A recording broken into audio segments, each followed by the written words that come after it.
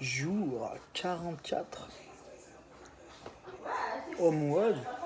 Oh, c'est doux, c'est bon, j'aime ça.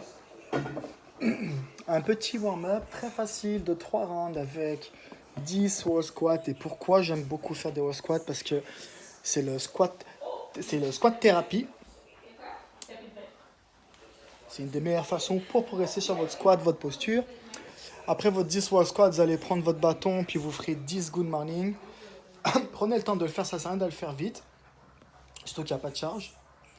Ensuite, vous passerez allongé au sol et on fera 10 prone press pour l'activation des épaules et des dorsaux.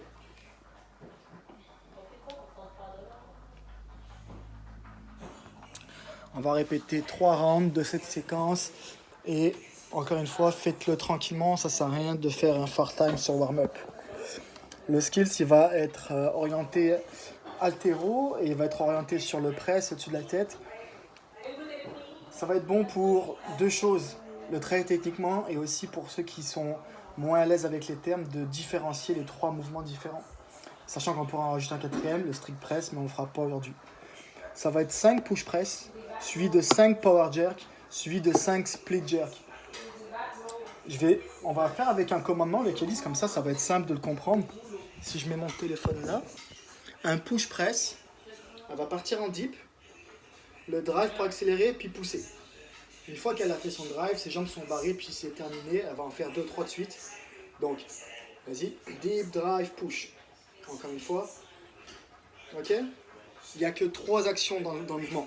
Un dip, elle descend légèrement sur ses genoux. Drive pour l'accélération, puis elle pousse les jambes barrées. Ça, c'est un push press. Un power jerk, pour ceux qui ont un doute, ça s'appelle aussi un push jerk. Il y a les 2 appellations. C'est le même mouvement.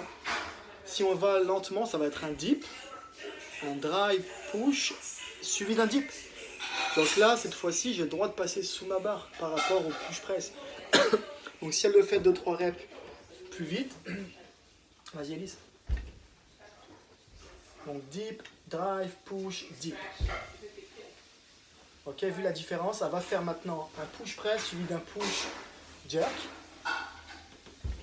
Et là, vous avez vu la différence, elle est passée sous sa barre. Donc si le poids est plus lourd, ça va me permettre de pouvoir passer sous ma barre, de lever plus lourd. Ce que je ne pourrais pas faire peut-être en push press. Et le dernier, le split jerk, lui on l'a travaillé déjà plusieurs fois.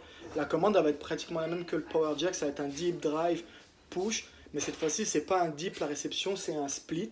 Donc c'est ça qu'elle va faire. Vas-y encore. Ok. Là, vas-y, reviens en position de départ. Ce que vous allez passer à faire dans chaque presse, c'est de reculer votre menton comme faire un double menton. Ok. Contrairement à une position de front squat, je vais éviter de monter les coudes trop haut dans un jerk, dans un press. C'est plus les coudes légèrement en avant de la barre. C'est parfait ça. Puis quand elle va se mettre dans sa position de split, vas-y. Reste. On voit que sa jambe est pliée, elle est sur la pointe de pied en arrière. La jambe aussi est pliée là. Si elle descendait dans une lunge, vas-y. Là, la position est parfaite. Elle est angle à 90. Angle à 90, c'est ce qu'on veut. Si jamais vous ne l'avez pas, partez comme ça, relevez, stoppez là, faites un marquage au sol, puis vous savez que c'est ça votre réception. Ça, c'est pour la technique. 4-7 pour la qualité du mouvement. Alors, comme ça, on a fait un petit cours technique là. Parfait. On va faire un WOD en 2 parties. Ça va être un full body. Pour dire que la première partie, ça va être 100% bas du corps. Et la deuxième partie, 100% haut du corps avec un peu de cardio. On va faire 30, 20, 10 de hip thrust. Donc à côté sur un banc ou sur le sofa. Si vous avez un poids, ajoutez le poids sur vous. 30 hip thrust, 30 Bulgarian split squat. Donc là, c'est 15-15.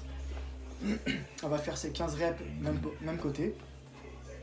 Toujours pareil, si vous avez un poids, prenez-le devant. On va switcher. Puis son troisième mouvement, ça va être une abduction. Abduction, pas adduction. Du fessier au sol. Là, on va voir le mouvement, comment on va se placer au sol. Donc, elle va s'allonger.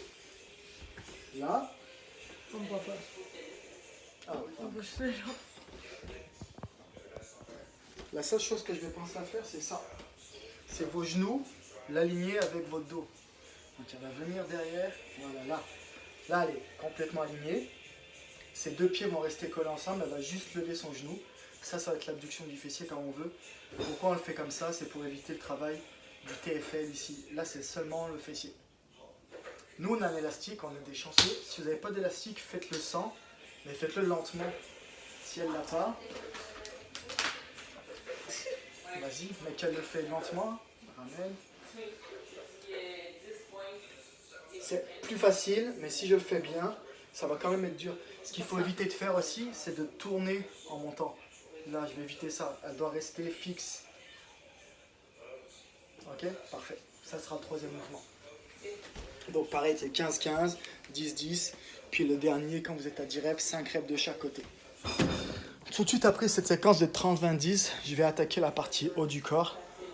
Pour 20-15-10, il y a moins de répétitions de chair dips. Backpack biceps curl en prise neutre. Ça va être plus facile à tenir, c'est juste pour ça. Prise neutre, hein, c'est juste comme ça en fin de compte. Vas-y. Là, le seul à faire, elle va garder ses coudes collés, puis c'est parfait.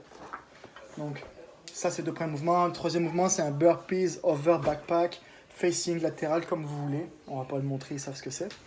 Puis on revient pour 15-15 et on revient pour 10-10. Et ça, c'est la fin. Comme c'est une grosse séance, il n'y aura pas de finisher. C'est pas une séance full cardio, mais c'est une séance pour la qualité aujourd'hui, donc on s'applique, on prend son temps. Bye.